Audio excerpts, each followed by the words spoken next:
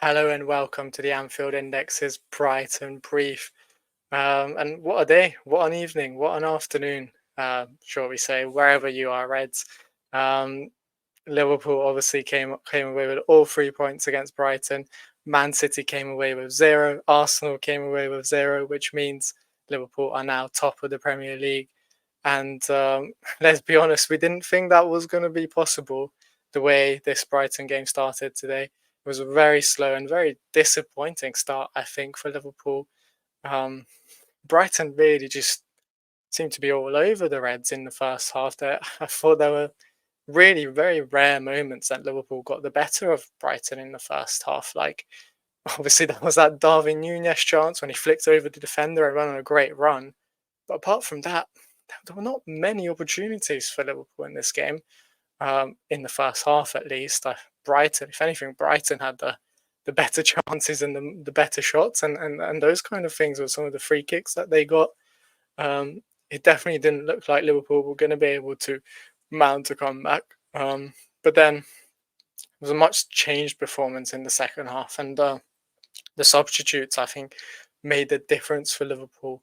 We had Curtis Jones coming on, who then obviously gave the assist to Mohamed Salah. And it was a brilliant assist. Obviously, Salah's goal was brilliant. He had a lot to do with everything, but the way Jones sort of played in the build-up, the sort of 1-2 that he played, I think is really well done. And it was something that we didn't really see much of Dominic Szoboszlai doing, for example. Obviously, he was playing in a similar role. I think Alexis McAllister and him both really struggled in this game. I didn't really see the best of them. Szoboszlai was very ineffective, and a lot of the things that he was doing, I think, pressing was very important. Obviously, he's a good presser. Everyone knows he's a good presser, but even me being a Hungarian, I expect more from him, and we didn't really get it in this game. But let's focus on the positives and the comeback. And I think, like I said, Jones was brilliant. Salah, his usual self. Gakpo, I think there's a real case to be made now that he is the Liverpool's first choice left winger. Great goal today, and I don't think Darwin Núñez was ever going to claim that.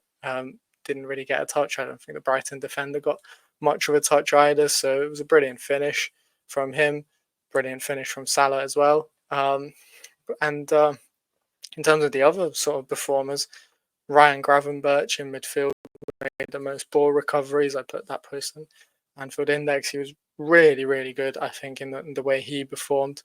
Trent AlexanderArnold as well. Everyone is talking about him being a good defender. I think today is a great example that he's not just a good defender, he's an excellent defender. He was up against probably one of the best 1 versus 1 wingers in the Premier League in Karu Mitoma. And AlexanderArnold won the most tackles in the match, won 7 out of 8 tackles. Pretty much had Mitoma in his pocket the whole game. I didn't think he ever got the better of him. Even for Brighton's sort of opening goal, it wasn't really on Trent. I know Mitoma ran away with it, and then Welbeck got a little touch to sort of take the assist away from Mitoma. But apart from that, Trent, in the decisive moments, in those big situations, he had the better of him, and he won the most duels in the game, and really sort of controlled and nullified his threat, really, which was really impressive to see. I think, we saw that against Arsenal last weekend, and we just keep seeing it, which is really encouraging. Obviously, we're not seeing perhaps as much of the creative aspect of Trent. He still created 2 chances in this game, and there were moments when he was really promising, but overall, maybe that sort of creativity has dwindled a little bit, so to say. Nonetheless, it's a great performance, defensively brilliant, and I really hope he's sort of quashing those myths now that he is not a good defender, because that is absolutely 100% not true. It's just not the reality. Trent Alexander-Arnold is a brilliant defender, and he's a great defender, and he will keep proving that. I think this season, obviously, he's been working really closely with Arne Slot as well on the defensive basics, and we're seeing the fruits of that result. We're seeing the fruits of that work, really, and yeah, he's been brilliant. So really, really positive things. We've got to focus a little bit on Man City. I feel like I'm always talking about left backs, and I do feel like Liverpool's left side was the one that was exposed in this game. Now, on the other hand, we have Man City losing to Bournemouth, and Milos Kerkez was Bournemouth's sort of star player in that game. He got 2 assists. We know Liverpool like him. Liverpool tried to sign him when he was at AZ Alkmaar. He didn't want to go to Liverpool. He didn't feel like it was the right step for him at the time because he wanted to get more minutes and he wanted to play regularly in the Premier League. Obviously, at the time, Andy Robertson was a different Andy Robertson, and Kostas Tsimikas was still at the club, and it was uncertain whether he would go or not. So it seemed very unlikely that he would get the minutes that he would want. Now the situation has completely changed. Kerkez is probably one of the most promising, best up and coming left backs in the league. Robertson, on the other hand, is probably not the Robertson that he was those almost a year and a half ago. And I think based on the performances that sort of Kerkez is doing right now, you have to make a very, very strong case that he could be a great sort of replacement for Robertson. Maybe Robertson sort of dropping down to be the backup, Tsimikas being sold, and Kerkez coming in as the first choice, but someone who can also rotate alongside Robertson. I think that could be a sort of genuine possibility, but we also know Liverpool like Ryan Aït-Nouri as well. I do think the left back position is the one that Liverpool are going to sort of look to address, maybe not in the January window, maybe not as early as that, but potentially in the summer window for sure. Back to this game, I think there was really just a lot to like. I think obviously the big concern is over Ibrahima Konate. Whether we will get the extent of his injury, we don't quite know. It did look quite serious as he was walking off. He looked to be in a lot of pain, so that's going to be a huge loss for Liverpool, especially because he's been on such a great run of form and he's been so brilliant for Liverpool and so crucial, I think, defensively for Arne Slot's great start, really. So that he's going to be a huge miss, I think. But it was encouraging to see Joe Gomez come in, and I think Gomez had a really good performance. I think he got a 7.0 rating on FOTMob, which is quite good.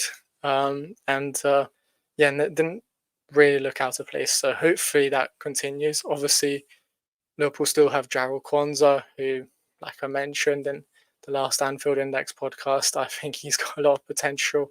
Yes, he made a couple of errors. Yes, he made a few slight mistakes. But at the end of the day, he also put in a pretty solid performance apart from those mistakes against Brighton. He is a massive talent. So Liverpool also have him. Gomez being able to play there too. Fortunately for Liverpool, that means the centre-back options are still there.